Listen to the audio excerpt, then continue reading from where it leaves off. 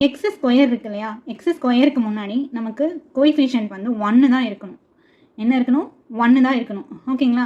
X square மட்டும் இருந்தால் தான் நம்மளால் என்ன பண்ண முடியும், இந்த மெத்தடை ஃபாலோ பண்ண முடியும். நெக்ஸ்ட்டு ரூல்ஸ் பார்க்கலாம். Shift the constant to RHS. இங்கே கான்ஸ்டன்ட்ன்றது என்னது? -2 இது என்ன பண்ணணும்னு சொல்கிறாங்க, ஆர்ஹெச்எஸ்க்கு கொண்டு போயிடணுன்றாங்க. That is rule number 1.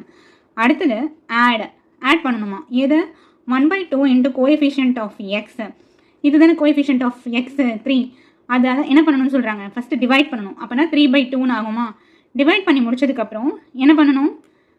Add, அதாவது லெஸ்ன்னு போட்டுட்டு இந்த 3/2ன்னு போட்டு ஹோல் ஸ்கொயர் அப்படின்னு போடணும். அதுதான் இதுக்கு மீனிங். ஓகேங்களா? தேர்ட் ரூல் என்ன?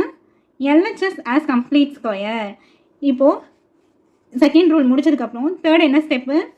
எல்ஹெச்எஸில் சம் வேல்யூஸ் இருக்கும்ல, அதை வந்து நம்ம ஸ்கொயர் ஃபார்முலாவுக்கு கொண்டு வரணும். ஓகேங்களா? ஃபார் எக்ஸாம்பிள் இப்போ a + b the whole square